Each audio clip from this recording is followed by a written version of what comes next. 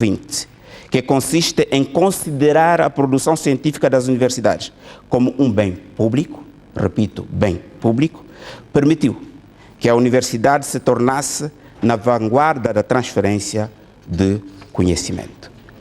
No quadro dos desafios para a transferência de conhecimento, a universidade não deve perder de vista a promoção do empreendedorismo, um dos vetores para a inovação e transferência de tecnologia. Falemos da nossa AOLP.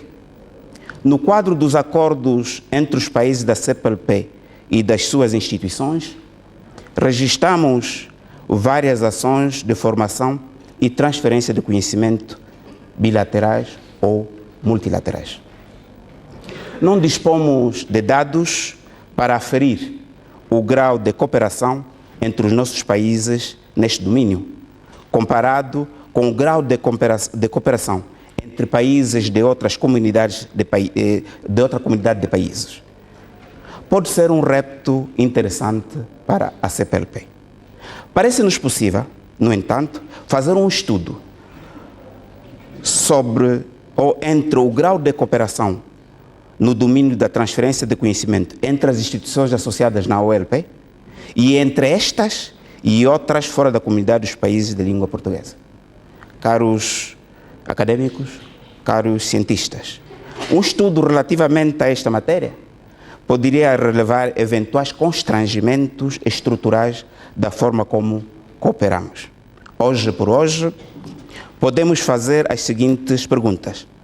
Qual tem sido o papel da AOLP na transferência de conhecimento entre as instituições de ensino superior ou de investigação e desenvolvimento dos nossos países?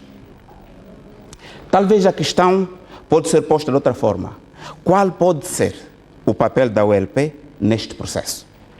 Em 2003, no 13º encontro da AOLP em Macau, no quadro de um grupo de missão da AOLP, o professor Pedro Lurti apresentou as bases do projeto para o espaço lusófono de ensino superior.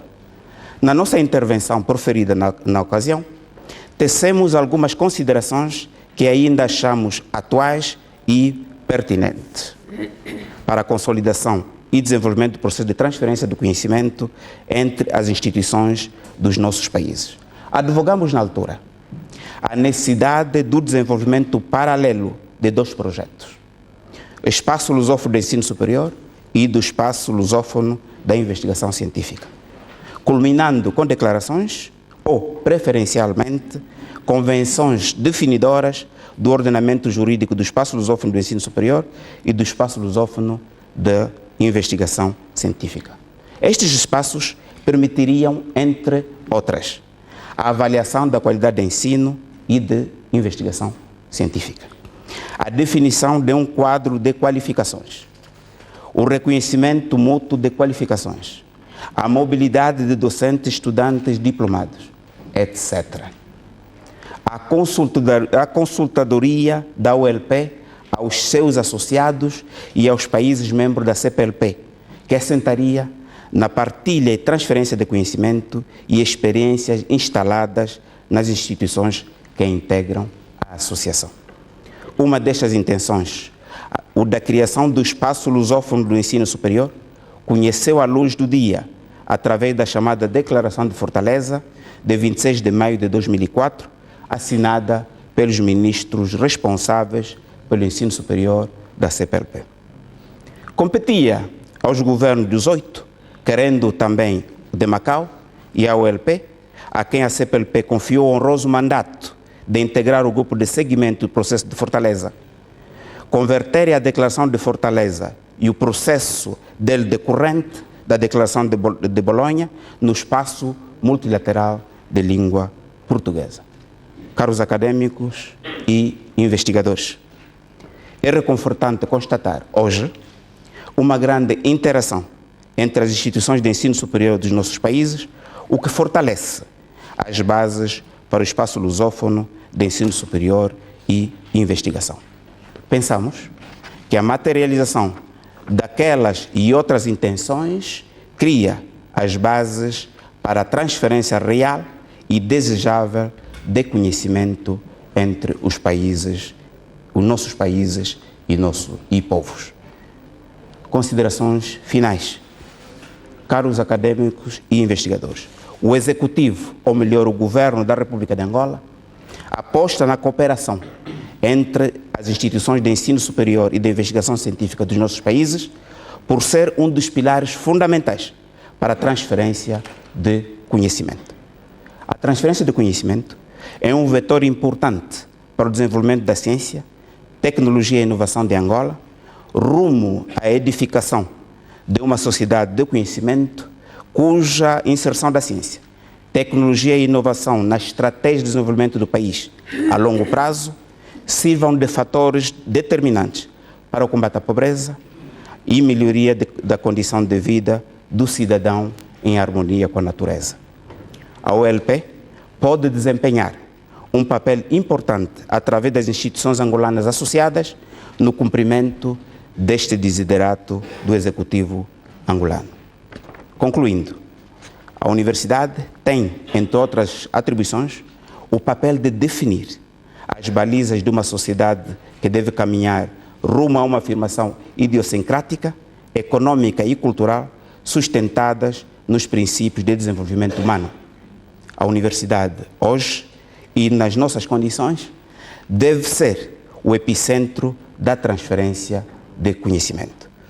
O espaço lusófono do ensino superior e da investigação científica constituem, na nossa opinião, o meio adequado para a reflexão sobre a transferência de conhecimentos nos nossos países e a principal aposta estratégica da CPLP e da OLP para os próximos anos. Tenho dito e muito obrigado.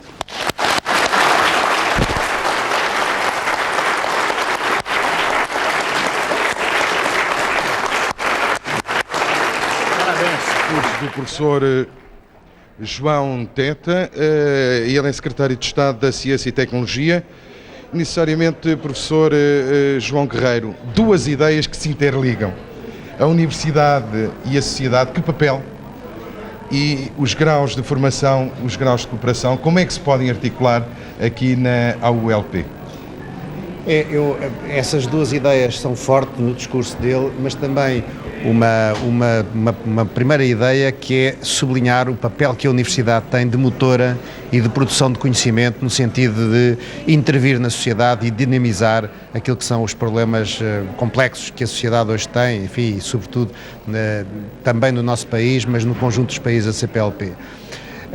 Eu julgo que questionou, enfim, e colocou o dedo na ferida ao levantar a questão se aquilo que as universidades estão a produzir, se os licenciados que estão a pôr no mercado de trabalho são os mais adequados relativamente àquilo que são as necessidades do desenvolvimento da sociedade. Claro que a Universidade não tem que se submeter exclusivamente às necessidades dos empregadores imediatos, porque a Universidade tem um papel mais amplo do que aquele que diz respeito às exigências imediatas, mas a Universidade tem que se preocupar com isso também, para não criar licenciados desempregados que depois não têm saída. Mas era exatamente isso, e um dos pontos que ele me falava exatamente em correias de transmissão e transferência de quadros, o que quer dizer que as realidades em cada país não mantêm no seu mercado de trabalho tantos e tantos quadros que se possam formar nessas universidades.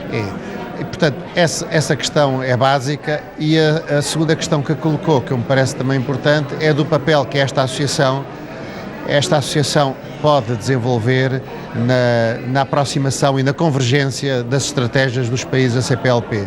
Todos nós, hoje em dia, temos uma mobilidade enorme. Ele próprio reconheceu que o nível de cooperação e o nível de interligação das universidades do mundo da CPLP hoje em dia é muito forte.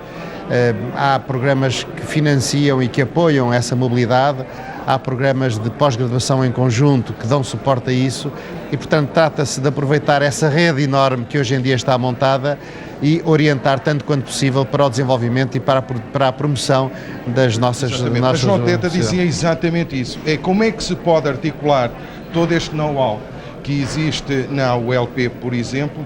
Como é que ele se pode articular junto da CPLP com esse papel importantíssimo que terá a CPLP neste campo? Claro, a CPLP é uma comunidade de países, mas que tem tido um papel muito simbólico ainda, não é? E, portanto, tem que ter um papel mais interveniente e, tem que aproveitar estes elementos que estão já estabilizados no seio dos países, como é a Associação das Universidades de Língua Portuguesa, para utilizar como instrumento de aproximação e de fomento daquilo que é o conhecimento e a difusão do conhecimento nos países da CPLP. Era essa articulação que lhe falava quando nós falamos no Instituto Internacional de Língua Portuguesa, com sede em Cabo Verde. Vemos ou sentimos uma certa estagnação nesse aproveitamento e, como dizia, nesta transformação de conhecimentos entre a ULP e, naturalmente, a CPLP. Como é que isso pode pôr a funcionar? Quer dizer, qual é a sua ideia? As sucessivas cimeiras dos presidentes da CPLP, dos primeiros ministros, têm olhado para esse Instituto Internacional de Língua Portuguesa que está em Cabo Verde como uma oportunidade para fazer esta aproximação entre os países. Mas tem sido sempre uma oportunidade adiada e, portanto, todas as cimeiras têm fortes declarações positivas no que respeita ao Instituto, mas o Instituto não tem meios, o Instituto não tem a aproximação das universidades que devia ter e não tem, no fim ao cabo, o incentivo da própria CPLP no sentido de afirmar aquilo que pode ser um programa de trabalho desse próprio Instituto. O acordo ortográfico está a ser adotado. Portugal irá adotar, as instituições de ensino superior vão adotar a partir de setembro deste ano e a partir de 1 de janeiro do próximo ano será um acordo oficial. É um princípio, julgo eu, para tentar essa aproximação, mantendo a diversidade das línguas, mantendo a diversidade da criação artística e literária dos diferentes países. Mas ainda há pouco o professor João Guerreiro punha exatamente o dedo na ferida. Aliás, como num à parte, o professor João Teta o colocou, é o problema do financiamento. Deu aquele caso do seu encontro com o presidente Lula da Silva, naturalmente, mas é esta falta de financiamento também, porque tudo isto, e não nos podemos esquecer que tudo isto se faz com dinheiro. O problema do financiamento existe, mas não é essencial. Nós temos fontes de financiamento nacionais, comunitárias, internacionais, brasileiras, chinesas, angolanas, que permitem bem, com uma boa organização, conduzir este mar esta rede de universidades a bom porto. E, portanto, eu julgo que há questões de financiamento, mas essa não é a questão central. A questão central é nós encontrarmos aqui uma capacidade e uma vontade do conjunto dos países. As universidades estão a dar o exemplo e estão a criar redes imensas de colaboração, estão a dar o exemplo que podem ser aproveitadas, sobretudo, para o domínio da investigação científica, que é ainda um domínio incipiente na cooperação entre universidades e a CPLP. Deixe-me só interromper, mas esse nível de investigação científica nós víamos ou trouxemos aqui aos trabalhos Portugal, Angola e Brasil, mas esquecendo um pouco os outros países. Que articulação é que se pode fazer desses conhecimentos a nível de formação científica para o resto dos países da CPLP? A investigação científica, o nosso início de cooperação começa por estabelecimento de pós-graduações, de mestrados e doutoramentos. Isso permite que os docentes e os investigadores de todas as universidades comecem a trabalhar em conjunto e, a partir daí, com os estudantes de mestrado e com os estudantes de doutoramento, então estabelecerem projetos de investigação que possam ter um impacto importante nos países. Agora, há áreas temáticas que são fundamentais para nós, como é o mar, como é a língua portuguesa, como é a energia, como é a produção agrícola, e, portanto, são nessas áreas, fundamentalmente, que nós estamos a apostar e que a ULP também está a dar o seu contributo nessas áreas. E é exatamente nessas áreas imprescindíveis para um desenvolvimento que pode ser, então, essa ponte que dizia há bocado o professor João Teta, o papel das universidades para o grande desenvolvimento da sociedade. Exatamente. Será esse e é por aí.